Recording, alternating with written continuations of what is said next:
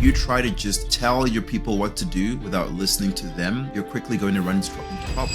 And your employee is thinking to themselves, why aren't they listening to me? Why don't they understand what I am saying? I had a boss once who demonstrated kind of culture that she wanted. She would say, I want everybody to make sure that they have a good balance in terms of their work and their family life. But she'd be sending emails at 10 o'clock at night, at 3 o'clock in the morning. What do you think I'm going to do? Leaders set the culture. It's not what you say, it's what you do. Your intention might be with your workers to give them more autonomy. You say, do what you want. They don't have any direction because you haven't given them any direction. But you think you're being very open and free as a leader. Think about any sport that is out there. Every sport has a coach. Why don't leaders and managers have coaches? I really help businesses and leaders understand how do we put all those pieces together to help our business be successful. You started by actually being a system analyst. Then you went into psychology. In every job that you can think of, you will have people. Not everyone, but almost every job, you have to use technology. I really feel like this is a good mix, in my opinion. When I talk to people about AIs, there's a fear. AI is going to take my job. What happens the day general AI comes out? How will that impact human? We need to understand. What has been your biggest challenge? The biggest challenge, though, I think for me has been... So, Ernest, can you please tell me your podcast story? What are you doing with Psych in business exactly? Yeah, thanks. I think that's a great question because when I first started, the intention was really to try to basically highlight the integration of psychology and psychological principles in the world of business. So very basically, tell people about how practical psychology could be helpful to them in their workplace and help make their workplace better. So that's really... where I started. It was really more about just building awareness. But as the show has moved on, I've gotten a lot of requests from listeners to try to make sure that I'm also providing some education, helping them understand not just that this is there, but how do they use it? How do they implement it? So the show really is now about building awareness, helping people understand this is there, understanding how it's helpful to them, but also educating them so that they can really use it in their workplace. So, give me in a nutshell of that. How can I, let's take a classic example. I have a company of 15 people. How do I include psychology into my business? How do I leverage whatever psychology can bring me to be a better leader and lead my team towards where we want to go? How do you typically do that, actually? Yeah, that's a great question. Let's take a look at your company. You said you have 15 people and you guys are virtual, right? You're based in different countries all around the world. Correct. So one of the biggest things that is going to be important to an organization like you is communication. Communication is a psychological construct. It's something that we determine and something that we are able to control. So let's say that you are starting up your company and you have all these people who have different cultures that you have to account for, different time zones that you have to account for, and you want to create a standard process that everybody can use and make sure that everybody's getting the work done according to the GHA process that you created, right? If you're not communicating with your team members, if you're not having that constant back and forth feedback around how you want things to be done and providing them the feedback and listening to them in terms of the challenges that they're finding, you're quickly going to run into problems. If you try to just tell your people what to do without listening to them and understanding how they work best, you're quickly going to run into problems. And so this is where communications comes in. And when I say communications, most people just think about, well, I talk to my employees and I give them instructions and so they should be fine with that. But there's two parts to communication. There's talking, but there's the more important part, which is listening. And so I did an episode recently talking about listening and how everyone thinks, I know how to listen. I was born listening. And that's not actually accurate. You know how to hear, but listening is actually a skill that we all have to develop over time. Listening is something that you have to think about and that you have to pay attention to when you're doing. So for example, when you are talking to your employees, the tendency is, because we're all so busy, is I'm listening with one ear, but I'm also typing on my computer and I'm also thinking about this problem that's going on. So you're not really listening. You're hearing, but you're not really listening. And you're not paying full attention to what your employee is saying. And your employee is thinking to themselves, why aren't they listening to me? Why don't they understand what I am saying to them? And you're saying to yourself, I did hear you. I was listening. but you weren't really listening. If you listen with half an ear, you're only going to understand half of what they're telling you. So listening is extremely important. And the good way to do that is what we call active listening. And it's something that psychologists and therapists actually are trained to do. We're trained to listen very carefully to what people are saying to us so that we can understand what they're saying. So this is an example of how communication, practical psychology, can be applied to make things better in the workplace. I absolutely love that and feel way too targeted, but that's great. So two questions that are coming to my mind based on this. The first thing is, what's your view on camera when it comes to working remotely? And I think that's gonna be interesting for a lot of people, because now working remotely is it has inserted itself into our culture and society, right? So would you say that it's important to have the cameras on? Can you do without? Are there pros and cons? What's your take on this? And what would you recommend from a psychological aspect? Yeah, that's a good question. I think there's a couple of ways. There's a few ways you can look at this, but let's take it at the pros and cons. I think the pros of the camera is that you get to see, kind of like what we're doing now, you get to see how someone is reacting to how you're speaking. Right? It's not the same as being in the same room, but you can pick up on some of the virtual cues. You can pick up on some of the facial expressions. So if you're saying or you're talking to someone and they seem confused, or you can see from their expression that they're not quite understanding, you can adjust how you speak to them. You can try a different approach to try to make sure that your message is being received as you want it to. I think it's very important to be able to have those visual cues as a part of communication. So I think the camera on is very helpful. The challenge sometimes when you say you take the camera off is that there's a tendency, and I know I do this, I won't say you because I know I do this, is when I have the camera off, I have the tendency to do other things as well. So I was in a training a few days ago, and we had to have the cameras on. But as soon as we were able to turn off the camera, for a short period of time, I had my email out. I was checking my email, and I was doing my email. I was doing my task list. I was still kind of listening, or at least hearing, but I was really focused on doing other things. So if you don't have your camera on, there's a tendency, just as we are all humans, and I will speak for myself, to do other things because we're all very busy, and it's hard to pay attention if you don't have that camera on. It's hard enough when the camera is on. Now, I'll say from the other perspective of having the camera off can be advantageous just for that reason, is that maybe you're listening to something where you really don't have to be paying that much attention. You're kind of just in the background. And if you have your camera off, it gives you the opportunity to do other things, right? But if you were in the workplace and someone was talking to you and you were doing something with someone, it's much easier to behave the way you would in the workplace if the camera is on rather than if you turn the camera off. Right. So, Ernest, I appreciate a lot the transparency about what you do when the camera is off. Would you be, actually to the businesses that you actually help, would you recommend enforcing it? Like, should I be telling my employees, hey, maybe not all the times, but like team meetings, the weekly ones, or even the most important, the monthly ones, you need to have your camera on? Is it something you can enforce? And if so, how? Yeah, I think enforce is a strong word, right? I would say we highly encourage it, and we set the expectation that your camera will be on. Enforcing it is basically saying, hey, turn your camera on. That's one way of doing it, but you're going to get more buy-in if you help people understand why. Why should your camera be on? How does keeping your camera on help us do the work that we're all here to do? Rather than just saying, hey, keep your camera on. Because I can turn my camera on and then I can move something else to the screen and be typing. So it looks like I'm paying attention, or at least looks like I'm watching you, but I'm doing something totally different.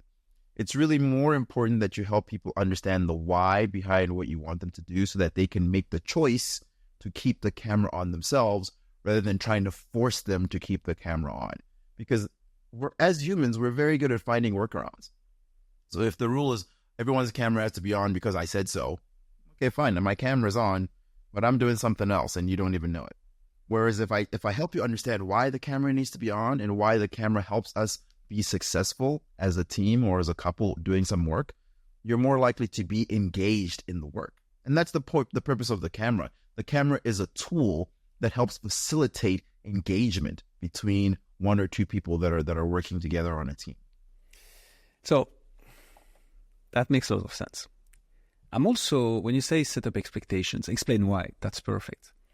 I'm listening to a lot and consuming a lot of content around how to be a better manager and how to be a better leader. And one of the gurus I'm listening to, Leila Hormozi, for those who know, she explains that, hey, a bad recruitment is your fault. So if you have to fire somebody, it's your fault. But it's also because everything happens as of the recruitment process. For instance, you need to set clear expectations during the recruitment. They say, hey, by the way, the culture in our company is we want our camera on because we are a remote company, but we need to have a certain standard when it comes to communication, right, and culture.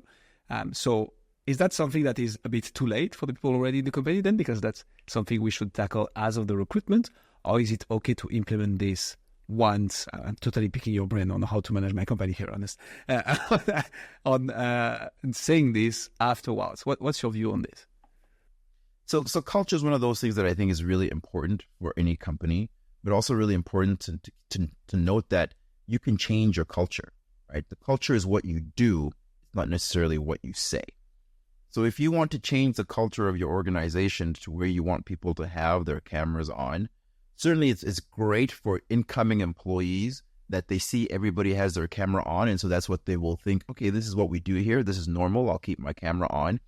But if you don't have that already in your organization, you have the opportunity to do that, right? You can have a discussion with each employee and say, hey, we would like to move towards building a stronger and more integrated team. One of the things that helps that is keeping our camera ons for these specific meetings, because it means then that I can see you when we're talking and I can read your facial expressions, and you can also read my facial expressions, which helps to facilitate the work that we do.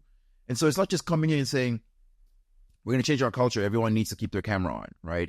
You can see through the way in which I'm talking, I'm speaking to individuals and helping them understand why it's important to have their camera on, and I'm trying to influence their behavior to keep their camera on themselves, rather than me having to be the boss who forces everyone to keep their camera on. Does that make sense? 100%. Love that.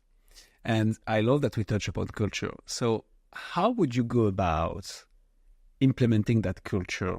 Again, leveraging the psychological and human psychology aspects of it. Like, what's the best way to develop a culture and make sure that people stick to it, which we find the thing being the hardest, actually? Yeah, that's a great question, because culture is one of those things that is so critical to the functioning of an organization. Culture is achieved in two ways, right? The most important way is from the top. The leaders set the culture. It's not what you say, it's what you do. So if I'm the boss and I say it's really important that we have our camera on because it helps facilitate things, but in every meeting my camera's off, what do you think people are going to do? They're going to keep their cameras off because I'm the boss and I'm demonstrating to them how important it is to keep my camera on. And if it's not important enough for me to keep my camera on, why should anybody else keep their camera on, right? So it starts with leadership by demonstrating and enacting the behaviors that you want other people to do. This is one of the things that psychology really teaches us, is that behavior is something that we can model. You can demonstrate to people how you want them to behave. And sometimes you don't even have to say anything. Just by your behavior, people will start behaving in that way because you're the boss. You set the example. So it depends on your organization. You might just be able to make sure that your camera's on all the time, and you'll notice people will start putting their cameras on because you're the boss and you're setting the example of, well, how do I want people to behave? I want people to keep their camera on. I have my camera on. You know, there might be one or two people that you have to go and say, hey, it'd be really nice for you to keep your camera on. Here's why. But most of the time, if you do it, your employees will start doing it. I had a boss once who demonstrated the kind of culture that she wanted. She would say, hey, I want everybody to make sure that they have a good balance in terms of their work and their family life. But she'd be sending emails at 10 o'clock at night, at 3 o'clock in the morning. What do you think I'm going to do?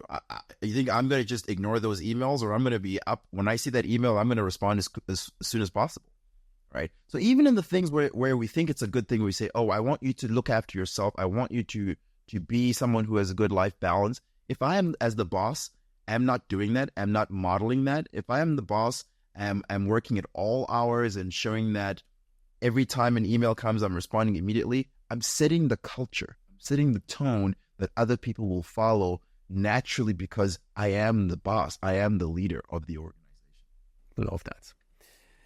And it's when I'm looking at your LinkedIn profile, which is the most accurate representation of your CV I can find online, I see that you started by actually being a system analyst and like implementing software, and then you went into psychology. So why the shift? Like, what happened here when you were working at TempWorks staffing software and gotten into psychology? How did that happen, and why?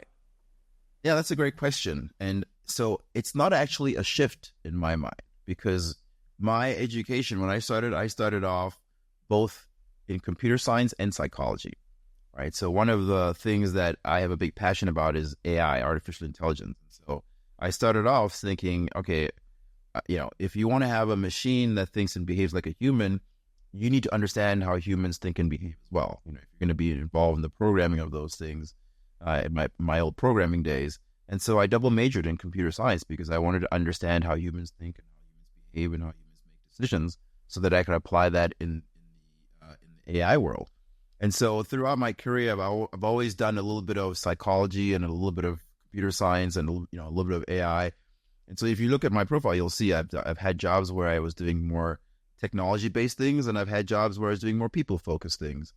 And now what I do is I really try to integrate those two things, because in every job that you can think of, you will have people. It doesn't matter what you do, you either work with people or for people, right?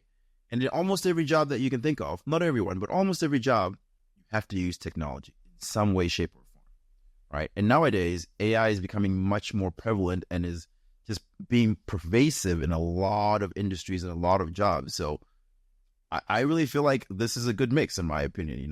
I understand people, I know people, I know how they work, I understand how to motivate them, and I understand technology and specifically AI. So I'm finding this time to be very exciting for me in terms of the things that I love to do. I was going to say that AI thing became quite topical. Like that's the perfect intersection, indeed. So how do you marry those two, actually? If we look at the podcast, if we look at your business, if we look at AI, how do you link all this together then? Is it playing a major role in your current endeavors, or how is it happening? Yeah, so this is a good question. So one of the things that I do when I work with organizations in my consulting company is I really help businesses and leaders understand business strategy, and how to integrate the things that I think are the most important, which is people, process, and technology into their business strategy. So if you think about your business, for example, you have a goal, right? Or you should have a goal in terms of what is our business goal? Where do we want to be in 5 years? Where do we want to be in 10 years? And then you have a strategy that helps you get there. A lot of times, organizations don't even have a strategy. They might have a goal, but they don't know how they're going to get there in terms of what are the steps and the actions that they need to do to get there. And then they don't think about, okay, how do we manage and leverage our people, which is our most important resource, to help us get to our goal? How do we put in place processes that support the people to help them do the work that will help us achieve our goal? What are the technologies that we can leverage and that will help facilitate the work and the processes that our people do to help them achieve the goals that we've set as an organization? How do we put all those pieces together to help our business be successful? And so what I do is I help businesses and leaders think through that to a very detailed level. And this is really important because a lot of times what we end up doing is we think, oh, Joe Blow on our team is really good at this, so I'm going to have Joe do this. But I'm also going to have Joe do that, and this, and this, and that, right? And so we end up overusing some of our strengths instead of building up some of our weaknesses. But if we do our business strategy by making sure we're examining our people, examining our processes, and examining our technology, we can make sure that we're looking at all the pieces that are going to be involved in success, make sure that we're leveraging and managing the time appropriately to make sure that we're heading towards success. That makes 100% sense. So how do you carry this message with the podcast? Ernest, I'm interested because we took quite a tangent here, which is perfect. But so what's the mission with the podcast, and how are you transferring all these from what you see in the business side of things? I mean, if that's the point at all or not. And what's the mission of the podcast and why this medium in particular? Yeah, so it's an interesting question, the way the podcast came about, because I was actually at a conference with other psychologists who do this kind of work, who do this consulting kind of work. And I was listening to the great stories that they were telling us about the work that they do and how they've helped leaders and managers. And I thought to myself, there's got to be a way in which we as an industry can better share this news and build awareness around all the cool things that we can help people do. Because as a psychologist, we're trained in human behavior, and psychology is the study of human behavior and the mind. So we're perfect for this kind of work. So I had just been on a podcast recently, and so I thought, well, that might be a good medium to do this. And interestingly, it took me some time because I really don't like the sound of my own voice. So I had to get over the fact that I'm going to have to be talking and people are going to be listening to my voice. And so it took me a while to get over myself, honestly, and set up the podcast. But there was a lot that I had to learn on how to make the podcast successful and even just viable. But the goal is really to help anybody and everybody out there, leaders and managers specifically, understand how practical psychology can be useful and help make your workplace better by helping you focus on your people. Because if you have an organization and you want it to be successful, the most important resource you have are your people.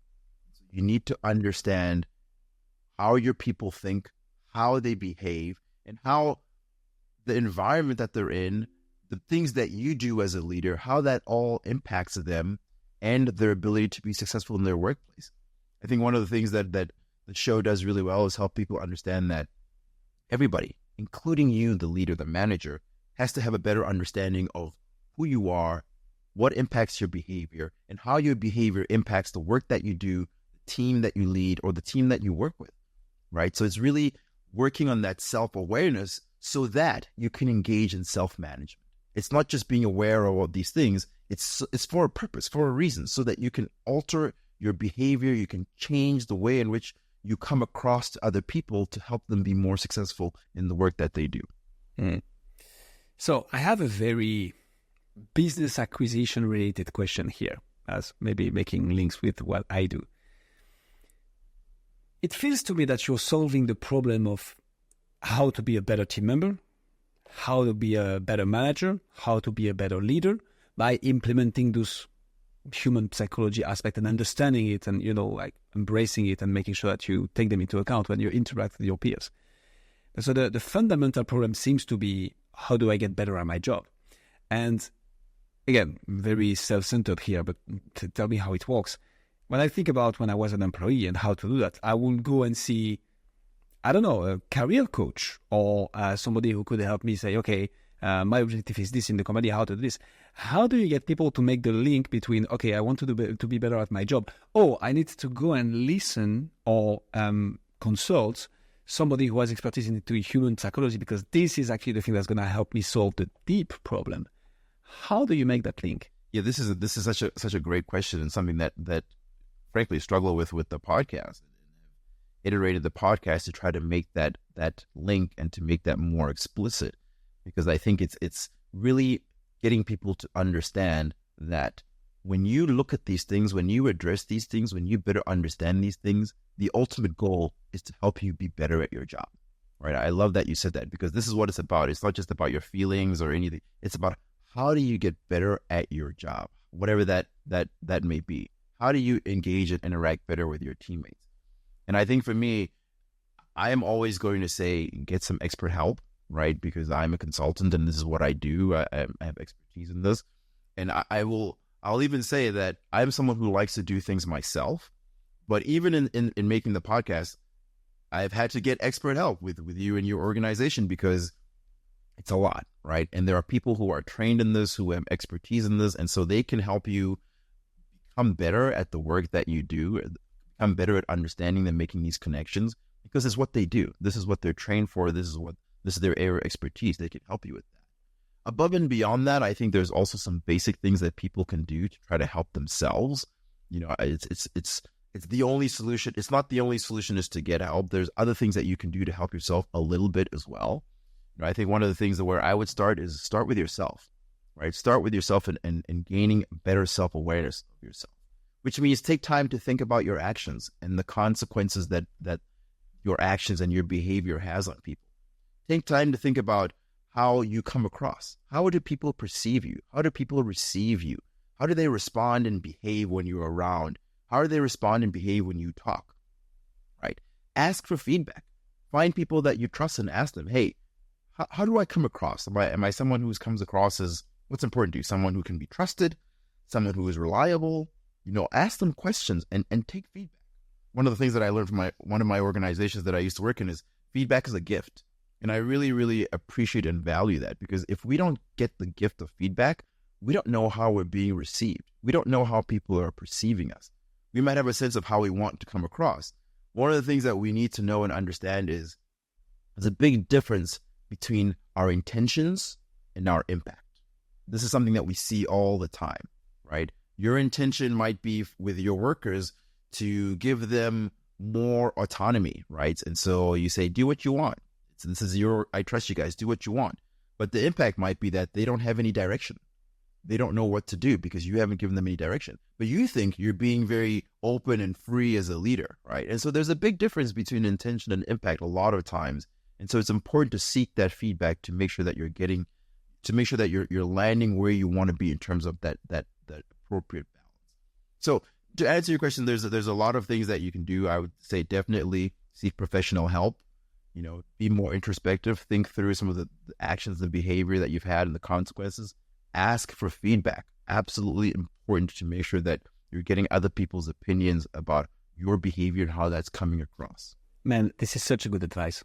So I'm making the parallel with something I was implementing myself for my own career back when I was an employee.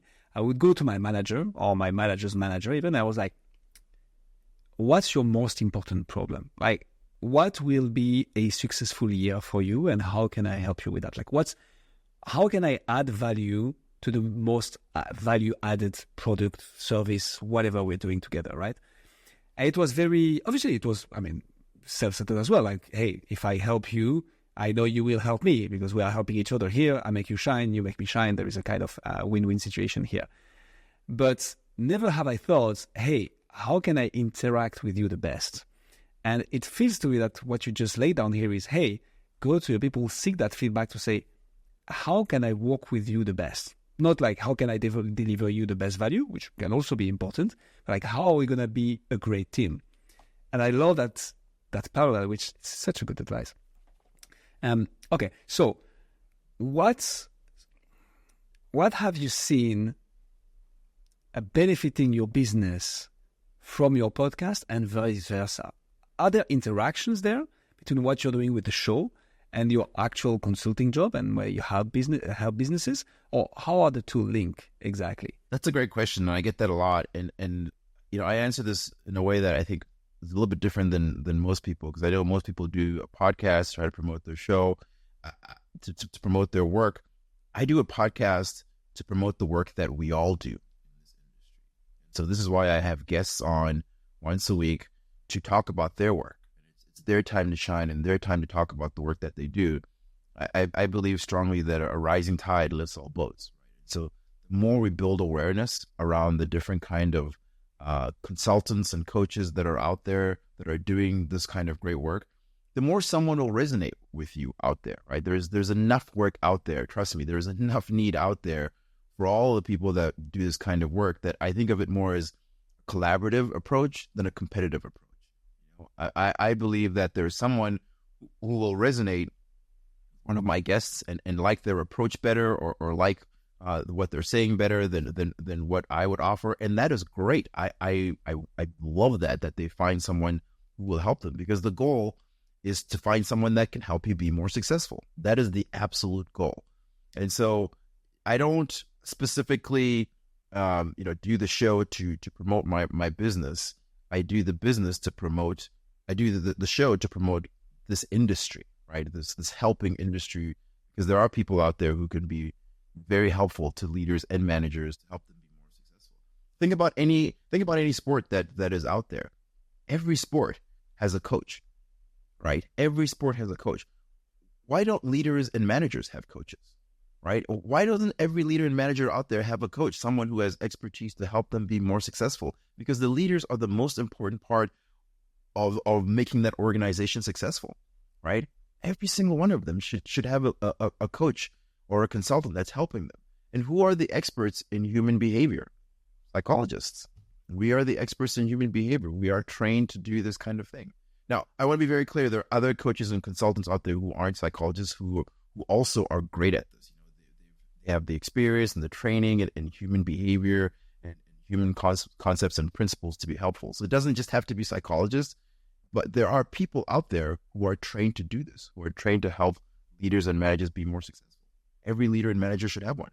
When I'm thinking of psychology or psychologists, Ernest, I'm thinking about a session, right? You go somewhere, I don't know if the bed or the couch is still a thing, but like you sit down with somebody and you walk through whatever problematic you have or whatever thing you're trying to resolve. And the psychologist, if he or she does his or her job properly, if I understood well, isn't bringing you the solution, but bring you the questions that will allow you to get the solution by yourself. Direct me if I'm wrong here. But so there is really this individual approach to psychology. The way I feel you're doing it, but also the way you're trying to spread the love of this industry and like raise the tide that raised all the boats, is more of a, maybe not a macro approach, but more like within groups, within organization. Why this choice, if that was a choice at all, of like approaching organization and institutions rather than individuals directly? Yeah. So this is part of the goal of the show, is to build awareness around different kinds of psychology.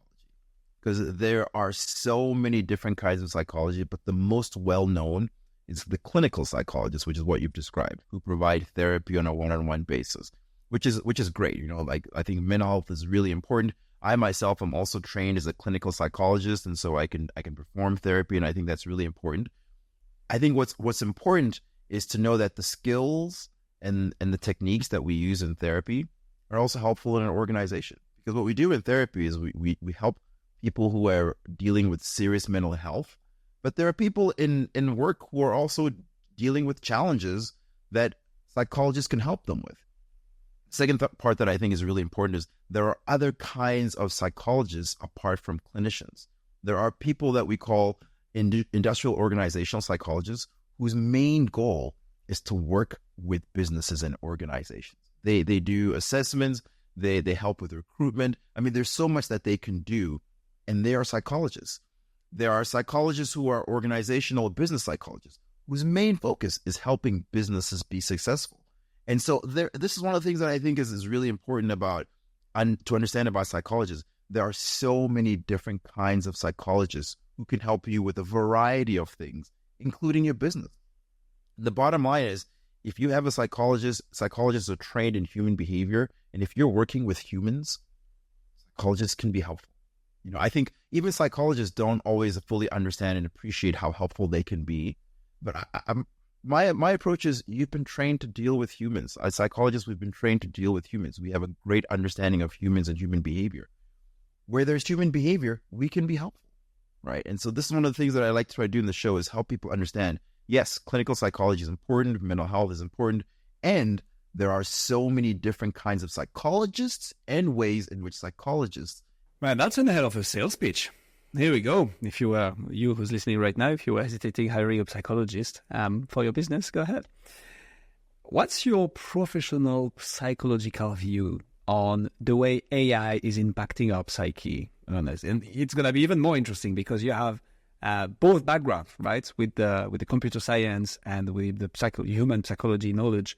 Like, how do you see this all happening? And how is it impacting us in our work, but also in our life? What are the trends that you see, and how should it be impacting us, if at all? I think there's many ways in which psychology is impacting people in the world of business and just in the world in general. I mean, this is such an interesting age. It's such a different time, and we have AI, and there's so many things that are being said about AI in the media, some of which are true, some of which are not. It's hard to know which is which. Right. When I talk to people, when I present on AI, my first goal is try to help them understand what AI is and what AI isn't. Right. And there's so many things that are called AI, but that aren't really AI as well. So trying to distinguish between what is and isn't AI is important. I think the first thing that I always try to help people understand is AI is primarily, initially at this point, it's a tool. It's a tool that you can use. It's kind of like, this is reductive and making it very simple, but it's kind of like Excel, right? When Excel came, or the calculator, when the calculator came, people thought, oh, no one's ever going to do math again because all you ever do is the calculator, and the calculator will do everything. And that just is not true. That just is not true. The calculator helps you do more complex things, but you can still do math. You still do math. You still do the basic things. You don't pull out your calculator for every single thing. Same thing with AI. AI is a tool. It can help you automate a lot of processes. It can do a lot of complex things, but you still need humans for the majority of things. You can't just set the AI off without supervision, essentially, or you really shouldn't be, because it's not at that point here where it's functioning independently. So I think one of the things I hear a lot of when I talk about AI, when I talk to people about AI, is there's a fear. There's a real fear around, especially in the workplace, AI is going to take my job. Why should I bother with this? AI is going to take my job. Why should I learn the skills? AI is going to take my job. And the truth of the matter is, maybe. I'll be honest, right? There are some cases in which AI can do the work much better than humans, but those are the rote tasks. Those are the things which most of us don't want to do anyway, right? Most of the things that we don't want to do anyway. So if you have an AI do that for you, it frees you up to do the other work that you want to do, the other work that you can do. There's a term in the medical area that says practicing to the top of your license, which basically means that there's a bunch of things that you can do when you are licensed to be, say, a physician, right? But the top of your license is really the thing that only you can do, right? You can do all these other things, but only you can do the specific thing. If you think of AI as a tool, then it can do the things that you don't really want to do, the things that are simple, the things that are easy to do, the things that are process-driven. But you as a human are, for the most part, still going to be necessary to practice at the top of your license. There's things that AI cannot do, and you can still do those things. You are still necessary to do those things. But what AI does is it gives you the time and the freedom to actually focus on those things. Now, as I said, I don't want to make it sound like AI is not going to take any job. There are things that people do, things like data entry. There's like some simple analytics that AI can do just much better than humans can. So if your job is just entering data into a spreadsheet all day, you might want to find something else to do, right? But for the most part, if you are trained to do something pretty unique and that isn't just process driven, your job is going to be okay. AI can help you do that job more efficiently. But where we're at right now, you don't have to worry about losing your job. Oh man! So first of all, next time I meet a psychologist, I'm gonna pull out the expression "at the top of your license" and I'm gonna blow them away. So I like that. I've noted it down. Let's say we reach general AI. So general AI, just for people listening to us who might not know, is like a human-like AI which is able to learn by itself, and that it's meant to be like much smarter than human because it will just go so much faster. So let's say we reach general AI, Ernest. I feel a lot in life is purpose-driven, right? As human, we need to feel useful in order to have longer longevity and to feel, fulfilled and maybe even happy. So purpose is super important. What happens, and that's very theoretical, but I'm interested in getting your take on this. What happens when the general AI comes up and as a human species, we don't have to work anymore because AI is just doing everything. It's just like abundance, and we don't have that work purpose anymore because everything is taken care of. How will that impact, in theory, I don't know if that's something you debate within psychologists, how will that impact human, and the psyche? How can we hold on to life if we don't have a purpose because AI is doing everything? Is that something you discuss or think at all between psychologists? I don't know. Yeah, that's an interesting concept. I think so. Let's clarify. Right? When we talk about generative AI, where we are right now is a lot of narrow AI, right? Which is narrow AI. We're talking about AI that can do one or two very specific things well, right? But when we talk about general AI, we're talking about a machine that can do every single thing that a human can do as well as or better, right? So that is think, reason, motion, movement, everything that I can do, a machine could do, right? So we're pretty far away from a machine that can do all of those things together pretty well. So that's the first thing is we're pretty far away from generative AI that can function at the level of humans. If we, let's say when we get there, right? What I think is important is that humans are coming along for the journey. And by that, I mean that we are involved in the development of this and also determining where we can continue, let's use the term practice at the top of our license, right? Where we can continue to be as human as possible, right? Well, what makes us uniquely human than what a machine can do for us or what a machine does? And how can we lean into that more? Because even if we get to the point of generative AI, there's still going to be a difference between machine and human, right? So really understanding what makes you human. What is it about you that makes you human versus a machine? It's not just the tasks or what it can do, right? There's something about being human that we need to understand, we need to preserve, right? So that even when we get to a point where we have generative AI and machines and robots that can behave almost the same as humans, we know what that is that makes us human versus what makes a machine. And we're able to preserve that and keep that. And so if you want to talk about, let's say, purpose, right? You talked about how it's important for humans to have a purpose, right? Just because the machine is doing everything for you doesn't mean that you won't have purpose, right? There are things that we can do in terms of being very creative, continuing to develop, right? There's exploration. There are things that we can choose to do that will continue to give us purpose. But it's not going to happen overnight, right? It's not going to be like you wake up tomorrow and machines are doing everything for you. There's going to be a process where we're continuing to grow as humans as machines are continuing to grow. And so it's important that humans maintain involved and interested in the development of these machines that are going to be right along there with us, right? We want to be involved in this. This is something that I am very passionate about telling psychologists to remain involved in the development of AI, because we're talking about developing machines that can behave and think like humans. Psychologists are the experts here, so we should be involved in the development of this so that it can be as human as possible, but also understanding what makes it unique in terms of a machine versus a human. I love this. Ernest, what has been the biggest challenges with your podcast? Let's go back down to earth and more straight, on the ground. What has been your biggest challenge with your podcast, and how did you actually solve it? The podcast for me has been such a great learning experience. I like to learn new things, so I've really enjoyed the experience of learning basically what it is and how it runs and all of these things. There's a lot of logistical things that I know how to do and that I do, but that frankly I don't enjoy all of them. So some of those have been challenging.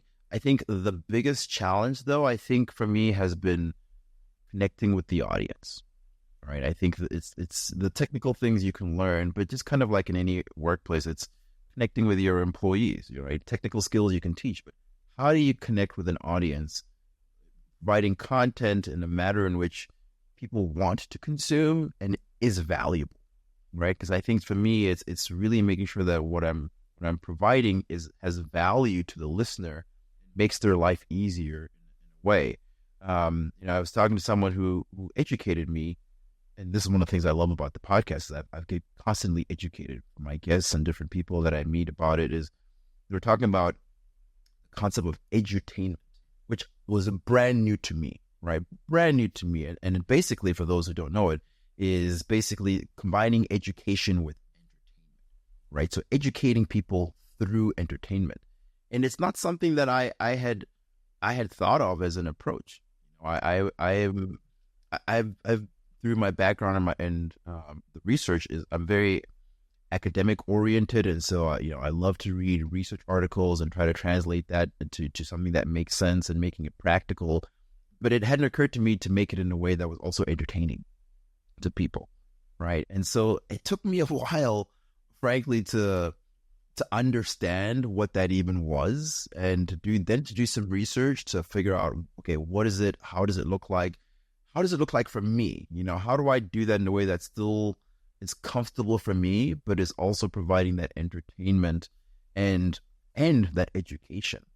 And so what I've landed on, and this is something that I'm leading more into, is storytelling, right?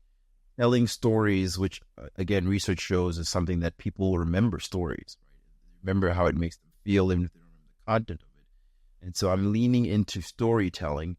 One of the things that I'm doing is using the stories that provide an example of a workplace and situations that go in a workplace to demonstrate the issues and the problems that happen in the workplace, but also the problems and solutions that can be used to make those better. And so I do those in my individual episodes, weekly individual episodes that I do is tell stories and use that to illustrate a lot of the problems that people see at their workplace, and then also provide some of the solutions as to how they can overcome those. I think it's also important to think about the problem and how that's making people feel and the impact those feelings and emotions are having on the behaviors and the impact the behaviors are having on efficiency and results in the organization, so that leaders can understand, oh, okay, here's what's going on when I see this and when someone's behaving like this. Here's some of the things that have potentially have led to that. And here's a way in which I can help address that to help them get them back to where they need to be in terms of efficiency. Okay, it's going to be a tough one to implement for people listening to us right now, because I guess that's the whole crux, right? That's the whole thing. How do you connect the best with the audience and you grow it on the long term? But absolutely love it. And there is a question that we ask all our guests towards the end of the interview is 3 podcasts that you're listening yourself, that you're listening to yourself, that you'd like to recommend to me and our audience. What does Dr. Ernest Wayde listens to on his free time? And you cannot say Psych in business, obviously, but we'll put the link in the show notes, of course. Oh, that's a great question. What podcasts do I listen to that I want to recommend? One of the ones that I enjoy listening to, the name's going to escape me. Brene Brown, who is a well-known researcher, has a podcast that I listen to. She's the one she's written a book called Daring Greatly is the name of the book, and she's written a bunch of books, but it really talks about how it's important to. I think that's one of the things that I think is really important when it comes to work is trust. We talk about trust, we're really talking about making yourself vulnerable to whomever it is that you're giving trust to. So I really appreciate her, and there's a couple more, but I think that's probably the one that I would recommend. Anybody that is doing this kind of work, in terms of trying to help other people, is okay in my book, and I would recommend listening to other podcasts by other consultants who are trying to provide some help to help people be successful in their work. Ernest, thank you so much for coming on the show. Thank you so much for having me. This has been actually a lot of fun. I appreciate your time. Likewise. Thank you so much, Ernest.